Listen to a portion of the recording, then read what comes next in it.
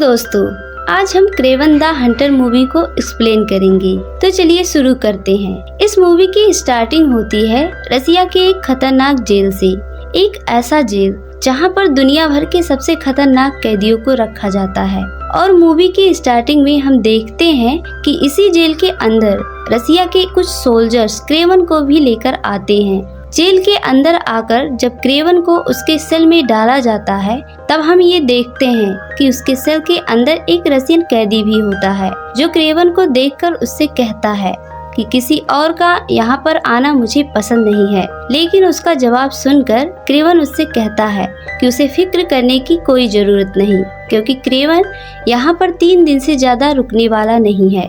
असल में इसके आगे चलकर हमें पता चलता है कि क्रेवन असल में यहाँ पर किसी की तलाश में आया होता है। अगले दिन जब क्रेवन बाहर एक्सरसाइज कर रहा होता है, तो 2 लोग आकर उसको परेशान करने लगते हैं और क्रेवन से बोलते हैं, तुझे मेरा कहना मानना होगा। लेकिन तभी क्रेवन से उनकी लड़ाई हो जाती है। इसके बाद क्रेवन को जेल के वार्डन के पास ले जाया जाता है। यह वार्डन उन लोगों से मिला होता है। तभी वार्डन अपने कुछ लोगों को बुलाता है ताकि वो क्रेवन को मार सके। लेकिन तभी वहाँ पर पड़े एक टाइगर के दांत से क्रेवन उन सबको मार देता है, जिसमें से वह वार्डन भी एक था, जिसका नाम साइमन होता है। लेकिन इसका पता बाहर पुलिस को चल जाता है और वो क्रेवन को पकड़ने के लिए आते हैं। लेकिन क्रेवन काफी फास्ट था। वो काफी तेजी से जानवरों की तरह उछलता हुआ जेल के रूफ पर चढ़ जाता है और वहाँ से भाग निकलता है। वह बर्फ में भाग रहा होता है। तभी सामने से एक बर्फ का बहुत बड़ा तूफान उसकी तरफ बढ़ रहा होता है। लेकिन तभी क्रेवन के सामने एक भेड़िया आ जाता है। लेकिन जब क्रेवन उस भेड़िया की आंखों में देखता है, तो वह खुद ही भाग जाता है। यहाँ हमें पता चलता है कि क्रेवन के पास हिप्नोटाइज करने की पावर होती है और इसके साथ ही उसके पास कई अन्य पावर भी होते हैं, जैसे जानवरों की तरह भागना, उनको अपने बस में करना, और उसकी स्टेमिना और रिफ्लेक्स तो इंसानों से कहीं अधिक होती है। ये पावर्स क्रेवन को कैसे मिलता है, इसका पता हमें कहानी में आगे चलेगा। और काफी दूर आने के बाद हम यह देखते हैं कि वहाँ पर क्रेवन का प्लेन होता है, जिस प्लेन के अंदर क्रेवन की एक दोस्त भी होती है, और इसलिए उसी प्लेन के जरिए क्रेवन वहाँ से निकल जाता है। उसके बाद ही जो जेल के रसियन सोल्जर्स होते हैं, उन्हें क्रेवन की तलाश करते हुए बर्फ में एक आदमी की लाश मिलती है। और जब वो सोल्जर्स उनकी तहकीकात करते हैं, तब उन्हें पता चलता है कि असल में यह मरा हुआ आदमी वो कैदी है, जिसे पकड़ के उन सोल्जर्स को जेल के अंदर लाना था। यानी कि दोस्तों, क्रेवन द हंटर ने इस कैदी को पकड़ के उसे जान से मार दिया और फिर उसकी जगह लेकर वो जेल में आ गया, ताकि जेल के अंदर वो साइमन नाम की कैदी को मार सके, क्योंकि वो जानवरों का शिकार करवाता है। अब इसके बाद ये कहानी 12 साल पास्ट में जाती है, जहाँ पर हम ये देखते हैं कि 12 साल पहले क्रेवन काफी छोटा होता है एंड उसके साथ उसका भाई भी होता है। क्रेवन का असली नाम सर्ग होता है और उसके छोटे भाई का नाम दिमित्री होता है, और ये दोनों इस टाइम पर स्कूल में पढ़ा करते हैं।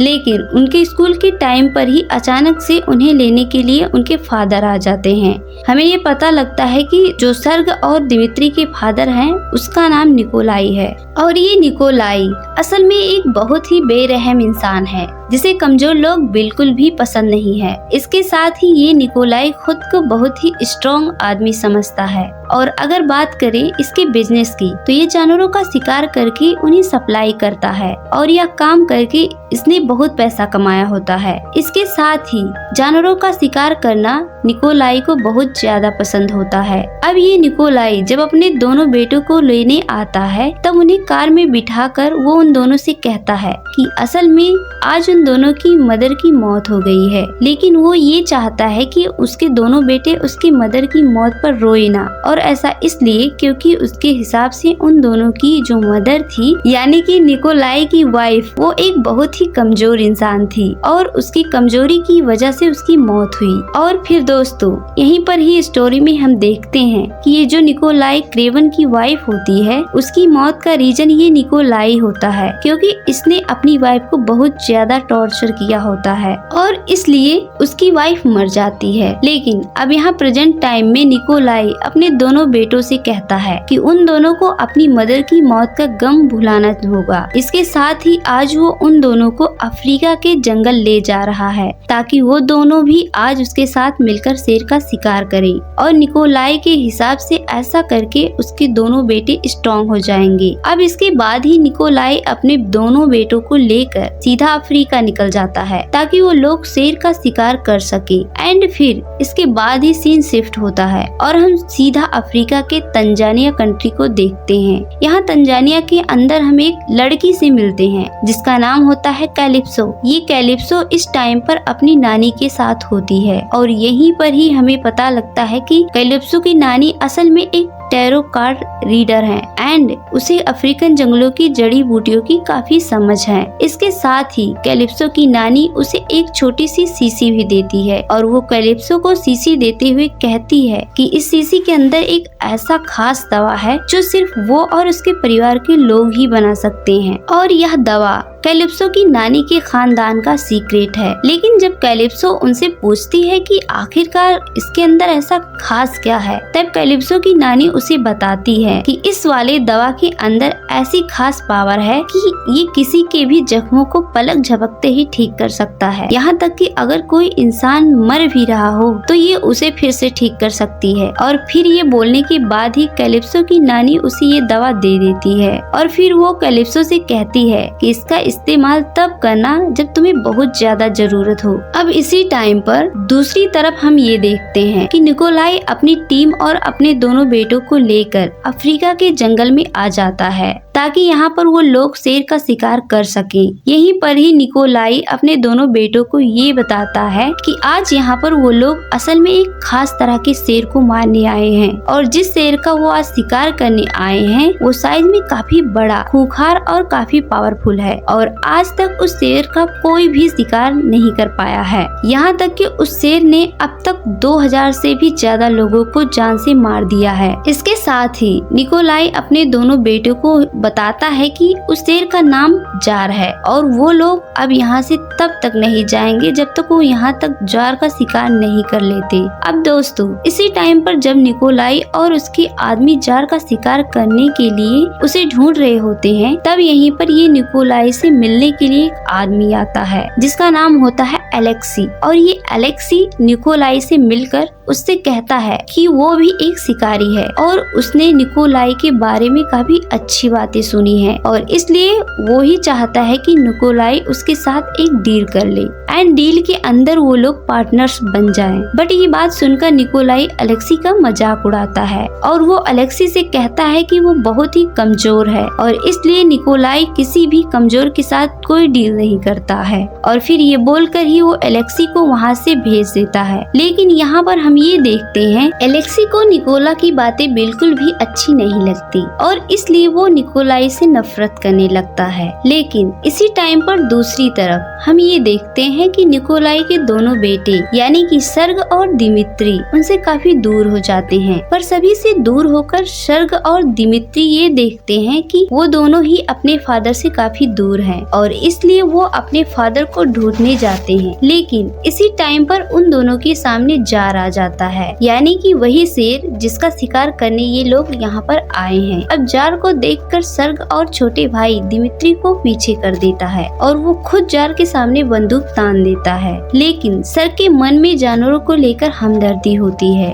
और इसलिए वह उसे नहीं मारता और अपनी बंदूक को नीचे कर लेता है। लेकिन अब क्योंकि जार बहुत ही ज्यादा खूंखार था इसलिए वह सर्ग पर अटैक कर देता है और उसके आधे शरीर को नोच देता है। लेकिन इसी टाइम पर ये सारी आवाजें सुनकर निकोलाई और उसकी टीम भी वहाँ पर आ जाती है और निकोलाई अपने सामने जार को देखकर उस पर 2-3 गोलियां चलाता है। लेकिन हम ये देखते हैं कि उसकी गोलियों का जार पर कोई असर नहीं होता और इसलिए जार सर्ग को अपने मुंह से पकड़ता है और उसे घसीटकर बहुत दूर ले आता है। लेकिन किस्मत से इसी टाइम पर कैलिप्सो अपने मदर और फादर के साथ गाड़ी से वहाँ से जा रही होती है और इसलिए वो अपनी गाड़ी से ही सर्ग और जार को देख लेती है जिस वजह से वो गाड़ी से उतर के सीधा सर्ग के पास जाती है। वो ये नोटिस करती है कि किसी शेर ने सर्ग को बुरी तरह से घायल कर दिया है लेकिन कैलिप्सो के वहाँ पर आते ही जार सर्ग को छोड़ देता है और वो वहाँ से चला जाता है।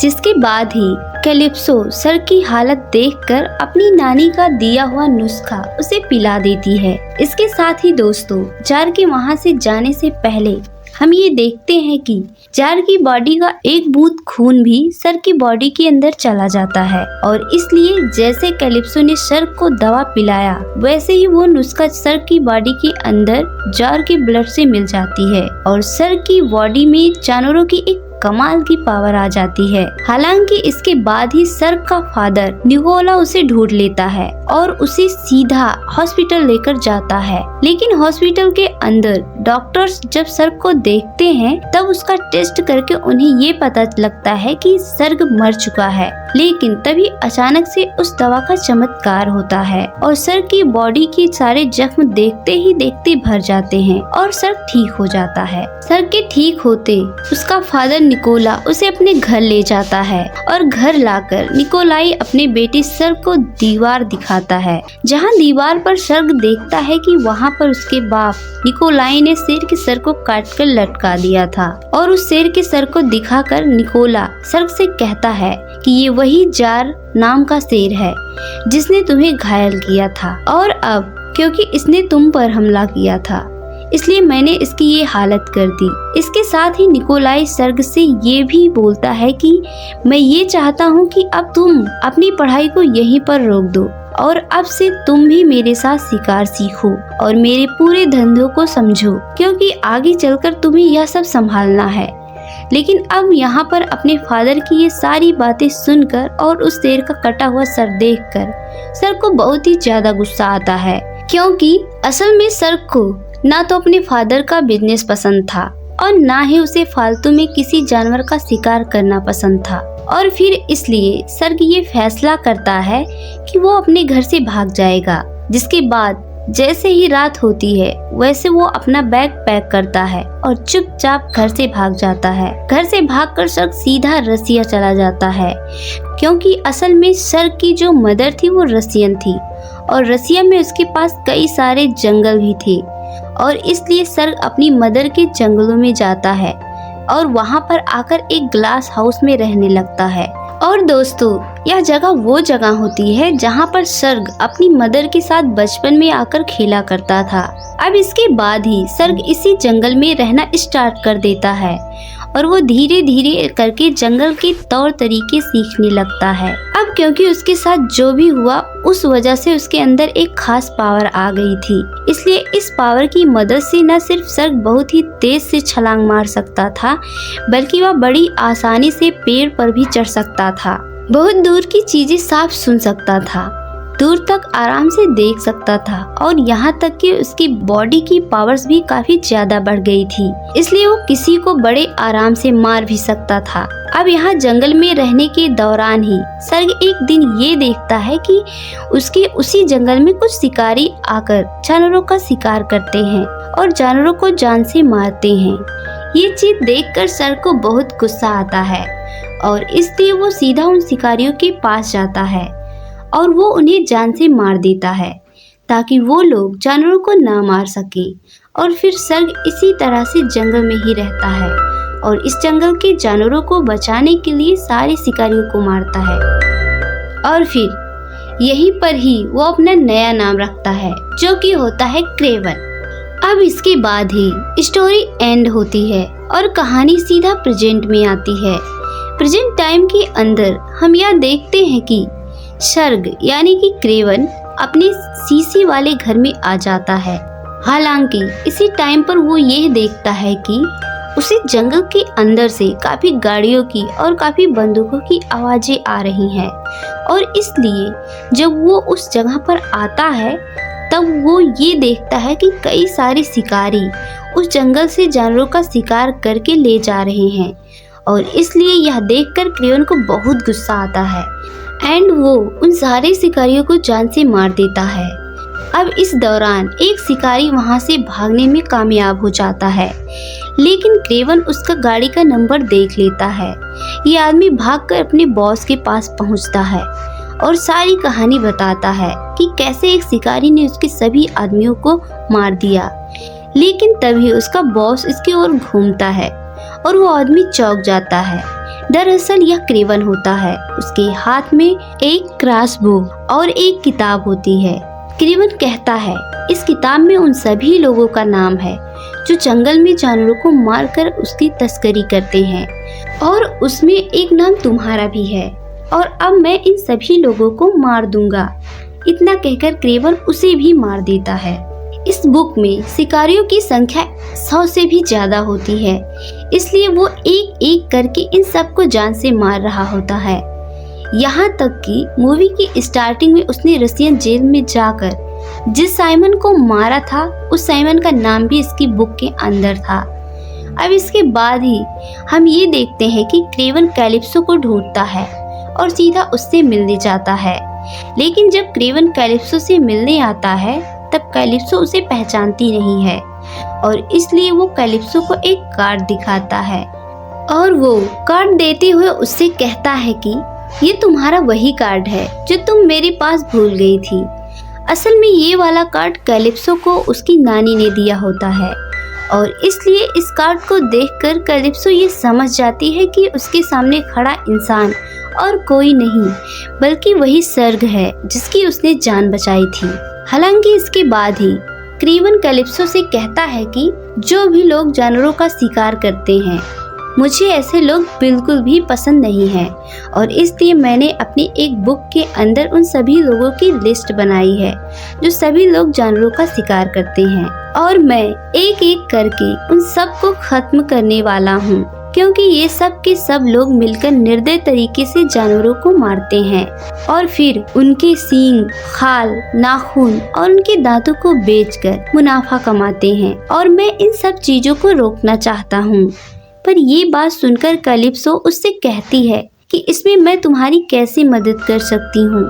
जो सुनकर क्रेवन उससे कहता है कि तुम एक लॉयर हो और तुम जिस लॉ फर्म के अंदर काम करती हो, उस लॉ फर्म के इनमें से ज्यादातर शिकारी क्लाइंट्स हैं, एंड इसलिए तुम्हारी लॉ फर्म के अंदर इनमें से ज्यादातर शिकारियों की डिटेल्स मौजूद हैं। इसलिए तुम मुझे वो डिटेल्स दे दो ताकि मैं उन सब के एड्रेस और उनके बारे में जानकर उन सबको खत्म कर सकूं। अब यह बात सुनकर कैलिप्सो मान जाती है, जिसके बाद ही वो दोनों ये डील कर लेते हैं। इसके बाद ही कहानी शिफ्ट होती है और हम सीधा एलेक्सी को देखते हैं। और दोस्तों, ये एलेक्सी वो इंसान है जो कि आज से बहुत साल पहले निकोला से मिलकर उसके साथ पार्टनरशिप करने आया था, लेकिन इसके कमजोर होने की वजह से निकोलो ने इसे भगा दिया था। अब असल में एलेक्सो भी एक शिकारी था जो कि जानवरों का शिकार करके उन्हें सप्लाई करता था, और इसलिए वो निकोलाई के साथ काम करना चाहता था। लेकिन जब निकोलाई ने उसकी बेइज्जती करके उसे भगाया तब उसे बहुत बुरा लगा, और इसलिए एलेक्सी डॉक्टर माइल्स नाम के एक साइंटिस्ट से मिला जिसने कि उससे ताकतवर करने के लिए उसके ऊपर एक्सपेरिमेंट किया, और उस साइंटिस्ट के एक्सपेरिमेंट की वजह से एलेक्सी बन गया राइनो। लेकिन असल में राइनो में तब्दील होना एलेक्सी के हाथ में था, जिसके लिए उसके पास एक बैग था, एंड उस बैग के अंदर वो एक खास तरह की मेडिसिन को कैरी करता था, और उसी चीज को वो एक पाइप के जरिए अपनी बॉडी में डालता था। इसलिए जब तक ये पाइप उसकी बॉडी से जुड़ी रहती थी तब तक एलेक्सी इंसान रहता था, और जैसे ही वो इस पाइप को हटाता था वैसे ही वो राइनो बन जाता था। हालांकि एलेक्सी राइनो बनकर इसलिए नहीं रहना चाहता था क्योंकि राइनो बनने पर उसकी बॉडी को बहुत दर्द होता था, जिस वजह से एलेक्सी राइनो तभी बनता था जब उसे जरूरत होती थी। अब यहाँ पर ही हम एलेक्सी को यानी कि राइनो को उसके अड्डे पर देखते हैं, जहाँ पर उसका खास आदमी उससे कहता है कि असल में आजकल क्रेवन द हंटर नाम का एक आदमी बहुत फेमस हो रहा है, और हम जैसे लोग जो कि जानवरों का शिकार करते हैं, ये क्रेवन द हंटर उन्हें जान से मार देता है। इसलिए बॉस, इस क्रेवन द हंटर से आपको भी खतरा है, और इसलिए इससे पहले क्रेवन द हंटर हमें मारे, हम लोग इस क्रेवन द हंटर को ही मार देते हैं। और अब क्रेवन द हंटर को मारने के लिए राइनो एक खास तरह के आदमी को बुलाता है, जिस आदमी का नाम होता है फॉरेनर। और फिर अगले सीन के अंदर हम इस फॉरेनर को देखते हैं जो कि असल में एक ऐसा इंसान होता है जो कि न सिर्फ बहुत ही तेजी से मूव कर सकता है बल्कि इसके अलावा ये किसी की आंखों में देखकर उसे हिप्नोटाइज भी कर सकता है। और अब राइनो इसी फॉरेनर के साथ मिलकर क्रेवन को मारने वाला है। अब इसके बाद ही हम सीधा क्रेवन को देखते हैं जहाँ पर क्रेवन को उसके छोटे भाई का फोन आता है एंड वो उससे कहता है कि उसका बर्थडे है इसलिए उसे आना ही पड़ेगा। इसके बाद ही क्रेवन भी अपने छोटे भाई के बर्थडे में उससे मिलने जाता है जहाँ पर ही उन दोनों के फादर निकोलाई भी आते हैं। और यहाँ पर हम इस चीज को नोटिस करते हैं कि क्रेवन समय समय पर अपने छोटे भाई दिमित्री से मिलने आता है बट उसे अभी भी अपने फादर से मिलना पसंद नहीं है। लेकिन क्रेवन का फादर निकोलाई हमेशा उससे कहता है कि वो फिर से घर लौट आए और उन सब के साथ रहने लगी, लेकिन क्रेवन कभी भी इस बात के लिए राजी नहीं होता है। अब इसके बाद ये लोग बर्थडे पार्टी को एंजॉय करते हैं और रात होने पर ये लोग सो जाते हैं। लेकिन जब सुबह क्रेवन उठता है तब वो ये देखता है कि उसका छोटा भाई उसके कमरे से गायब हो चुका है और इसलिए जब वो जल्दी से बिल्डिंग के नीचे देखता है तब उसे ये पता लगता है कि कुछ गुंडों ने उसके छोटे भाई को किडनैप करके ले जा रहे हैं। ये देखकर क्रेवन जल्दी से उस गाड़ी का पीछा करता है और उस गाड़ी पर अटैक करके अपने छोटे भाई को छुड़ाने की कोशिश करता है। लेकिन कुछ टाइम बाद ही वो गुंडे गाड़ी से निकलते हैं और सीधा हेलीकॉप्टर में घुस जाते हैं और हेलीकॉप्टर के जरिए क्रेवन के छोटे भाई दिमित्री को वहां से ले जाते हैं, जिस वजह से क्रेवन भी उन्हें पकड़ नहीं पाता है। अब ये चीज देखकर क्रेवन को बहुत गुस्सा आता है और इसलिए वो सीधा कैलिप्सो के पास जाता है और वो कैलिप्सो को उन सारे गुंडों की डिटेल देकर उससे कहता है कि वह किसी भी तरह से उन सारे गुंडों का पता लगाए। जिसके बाद कैलिप्सो भी उन सारे गुंडों के बारे में पता करने लगती है। अब इसके बाद ही क्रेवन सीधा अपने घर जाता है ताकि वो इस बारे में अपने फादर को बता सके। लेकिन क्रेवन जब घर पहुंचता है तो उसे पता चलता है कि उसके फादर को इस बारे में पहले से ही पता चल चुका है, क्योंकि जिन लोगों ने दिमित्री को किडनैप किया है उन्होंने उसके फादर को फोन करके उनसे $20 मिलियन मांगे हैं और साथ ही साथ उन लोगों ने क्रेवन और निकोल को डराने के लिए वहां पर दिमित्री की एक उंगली काट कर भी भेजी है। क्रेवन के वहां पर आते ही उसका फादर निकोला उसे ये सारी बात बताता है और इसे इन बातों को सुनकर क्रेवन अपने फादर से कहता है कि आप तो बहुत पैसे वाले हैं, इसलिए आप सिंपली $20 मिलियन देकर मेरे भाई को छुड़ा लीजिए। लेकिन ये बात सुनकर उसका फादर निकोल मना कर देता है और वो कहता है कि बात पैसों की नहीं है, अगर मैंने पैसे दिए तो मैं कमजोर दिखूंगा और चाहे कुछ भी हो जाए मैं दूसरों के सामने कमजोर नहीं दिख सकता हूँ। अब यह सारी बातें सुनकर क्रेवन को बहुत गुस्सा आता है और इसलिए वहाँ से चला जाता है और सीधा कैलिप्सो से मिलता है। जिसके बाद वो और कैलिप्सो इस बात का पता कर लेते हैं कि जिन शिकारियों ने उसके भाई को किडनैप किया था उन लोगों का अड्डा कहाँ पर है। यह बात जानते ही क्रेवन सीधा उन शिकारियों के अड्डे पर जाता है और उन सारे शिकारियों को बुरी तरह से मारता है और उनसे अपने भाई के बारे में पूछता है। आखिरकार उसका भाई कहाँ पर है। फिर वह क्रेवन को ही बताता है कि असल में उन सब ने उसके भाई को किडनैप तो किया था बट उन्होंने उसे किडनैप करके सीधा राइनो को सौंप दिया, क्योंकि राइनो ने उनसे ये काम करवाया था। अब इसी टाइम पर हम ये देखते हैं कि राइनो के कुछ आदमी दूर से इन सब पर ध्यान रख रहे थे और इसलिए वो लोग इस टाइम पर इस पूरे अड्डे पर मिसाइल से फायरिंग करवा देते हैं ताकि इन सारे गुंडों के साथ साथ क्रेवन भी मारा जाए। लेकिन क्रेवन इन सब से बच जाता है। इसके बाद ही दूसरी तरफ हम ये देखते हैं कि क्रेवन का छोटा भाई दिमित्री इस टाइम पर राइनो के साथ ही होता है और यहीं पर ही राइनो दिमित्री से कहता है कि वो क्रेवन को फोन करके उसे यहाँ पर बुलाए। जिसके बाद दिमित्री क्रेवन को फोन करता है और वो क्रेवन से अपने आप को बचाने के लिए कहता है। जिसके बाद जैसे ही क्रेवन ये बात सुनता है वैसे क्रेवन भी सीधा तैयार होकर राइनो के बताए हुए लोकेशन पर पहुँच जाता है। लेकिन अब जब क्रेवन यहाँ पर राइनो और फॉरेनर से लड़ने आता है तब हम ये देखते हैं कि इस टाइम पर ये लोग पूरी तरह से तैयार होते हैं और इसलिए ये लोग पहले तो क्रेवन की बॉडी पर काफी सारे पॉइजन की डॉट मारते हैं जिससे क्रेवन काफी कमजोर हो जाता है और फिर वो लोग क्रेवन को बुरी तरह से घायल कर देते हैं। इसके बाद जो फॉरेनर होता है वो क्रेवन को गोली से मारने वाला होता है कि तभी उस टाइम पर वहाँ पर कैलिप्सो आ जाती है और वो अपना तीर चलाकर सीधा फॉरेनर की आँख में घुसा देती है, जिससे कि फॉरेनर की वहीं पर मौत हो जाती है। इसके बाद ही कैलिप्सो ये देखती है कि क्रेवन की हालत बहुत खराब हो चुकी है और इसलिए वो अपनी नानी का बताया हुआ दवा दोबारा निकालती है और उसे भी क्रेवन को पिला देती है, जिससे कि क्रेवन बिल्कुल ठीक हो जाता है। इसके बाद क्रेवन जैसे ही ठीक होता है वैसे ही वो राइनो के पास निकल जाता है ताकि वो उनसे अपने भाई को छुड़ा सके। और फिर इसके बाद ही हम ये देखते हैं कि राइनो जिस कार से जा रहा होता है उसी कार पर काफी सारे जानवर अटैक कर देते हैं, जिस वजह से उसकी गाड़ी पलट जाती है। लेकिन इसी टाइम पर वो अपनी बॉडी से ट्यूब निकाल देता है, जिस वजह से वो राइनो बन जाता है और गाड़ी से बाहर आ जाता है। इसी टाइम पर क्रेवन भी वहाँ पर पहुँचता है, जिसके बाद उन दोनों के बीच फाइट स्टार्ट होती है। इस फाइट के अंदर राइनो क्रेवन पर काफी भारी पड़ता है क्योंकि राइनो की बॉडी काफी ज्यादा स्ट्रॉन्ग होती है। लेकिन तभी क्रेवन ये बात नोटिस करता है कि राइनो की बॉडी पर एक होल होता है और ये होल वही होल होता है जिसके जरिए राइनो अपनी बॉडी के अंदर ट्यूब डाला करता था और इसलिए इस होल को देखकर क्रेवन उसके अंदर एक सरिया घुसा देता है। और फिर जैसे ही ऐसा होता है वैसे ही राइनो काफी ज्यादा कमजोर हो जाता है। लेकिन क्रेवन यहाँ पर रुकता नहीं है और वो सीधा राइनो को पकड़कर उन सारे जानवरों के झुंड के सामने फेंक देता है। इसके बाद ही वो सारे जानवर राइनो की बॉडी पर चढ़ चढ़कर उसकी सारी हड्डियां तोड़ देते हैं और उसे अधमरा कर देते हैं। हालांकि अब जब राइनो यहाँ पर अपनी आखिरी सांसें गिन रहा होता है तब उसी टाइम पर क्रेवन उसके पास जाता है एंड वो उससे पूछता है कि मैंने आज तक जिसको भी मारने की कोशिश की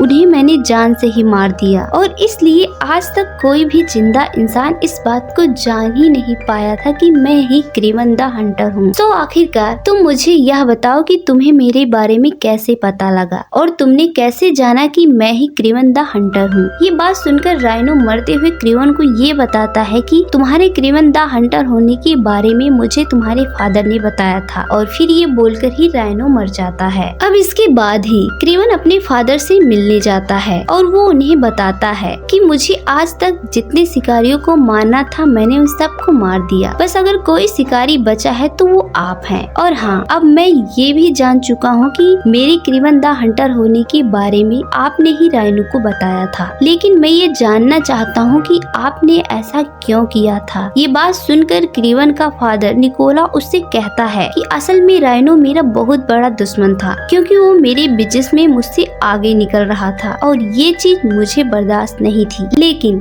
अब क्योंकि वो काफी पावरफुल था इसलिए मैं ये जानता था कि मैं उसे नहीं मार सकता हूँ और इसलिए मैंने जाल बिछा के राइनो को और तुम दोनों को एक दूसरे का दुश्मन बनाया ताकि तुम दोनों एक दूसरे से लड़ो और लड़ाई में तुम राइनो को मार दो, क्योंकि मैं ये जानता था कि तुम ही राइनो को मार सकते हो। और हाँ, रही बात मेरी, तो अगर तुम मुझे मारना चाहते हो तो मार सकते हो। लेकिन अपने फादर की बात सुनकर क्रेवन उन्हें मारता नहीं है और वो वहाँ से उठकर जाने लगता है। लेकिन इसके बाद ही हम ये देखते हैं कि जंगल से एक भालू निकलता है और वो क्रेवन के सामने क्रेवन के फादर पर अटैक करके उन्हें जान से मारने लगता है। उस भालू से बचने के लिए क्रेवन का फादर अपनी गन निकालता है, लेकिन वो ये देखता है कि उसकी गन के अंदर एक भी गोली नहीं है। और फिर इसके बाद हम क्रेवन को देखते हैं कि जिसने उस गन की सारी गोलियां निकाल ली थी। यानी कि दोस्तों, यहाँ पर क्रेवन ने डायरेक्टली तो अपने फादर को नहीं मारा, लेकिन उसी ने अपने फादर को भालू से मरवाया है। और अब इसी तरह से क्रेवन द हंटर उन सारे शिकारियों को मार देता है जो कि जानवरों का शिकार किया करते थे। अब इसके बाद ही दोस्तों